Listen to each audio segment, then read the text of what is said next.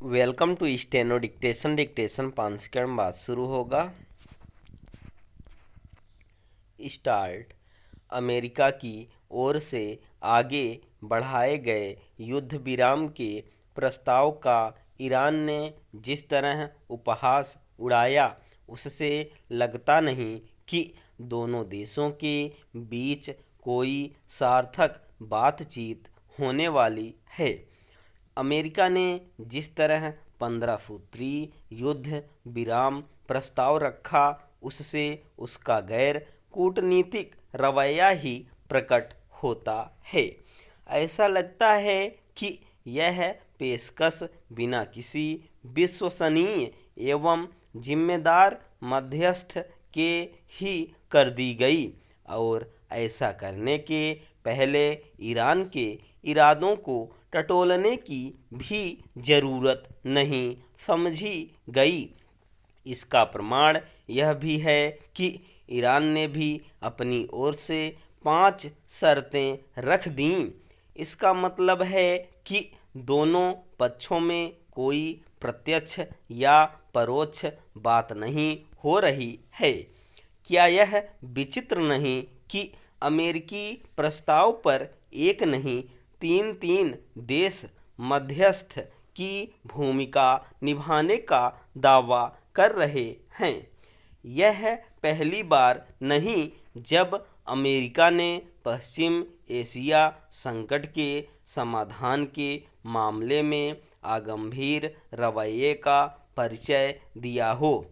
इसके पहले अमेरिकी राष्ट्रपति ने ईरान से सार्थक बातचीत का हवाला देते हुए 5 दिनों तक उसके बिजली संयंत्रों और ऊर्जा ठिकानों पर हमले टालने की घोषणा की थी।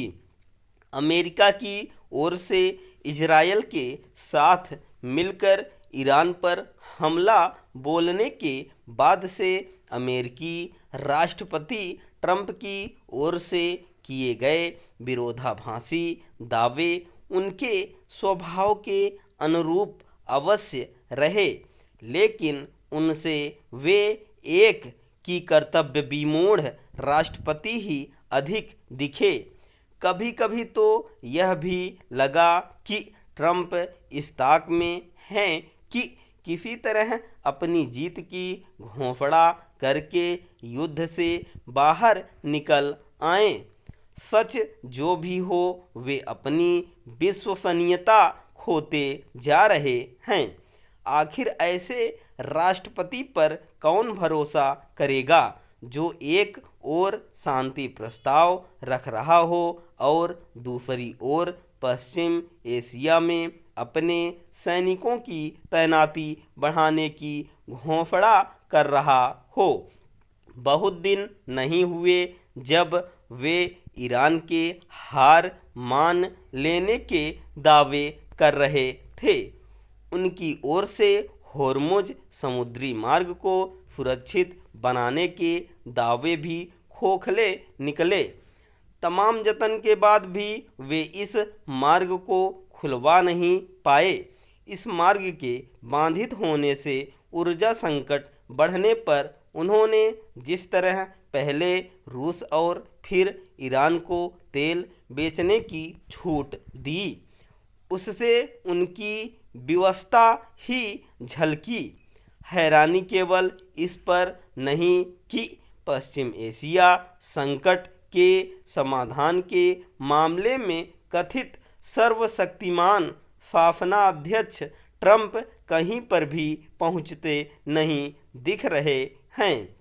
हैरानी इस पर भी है कि इस संकट को हल करने में संयुक्त राष्ट्र सुरक्षा परिषद निष्क्रिय और नाकाम दिख रही है। यह देखना दयनीय है कि अमेरिका और इजरायल द्वारा ईरान पर हमले शुरू करने के लगभग 2 सप्ताह बाद सुरक्षा परिषद तुरंत संघर्ष रोकने की अपील भर कर सकी। ऐसे में बेहतर होगा कि युद्ध विराम के लिए अमेरिका किसी ऐसे विश्वसनीय मध्यस्थ की तलाश करे जिस पर ईरान का भी भरोसा हो। स्टॉप।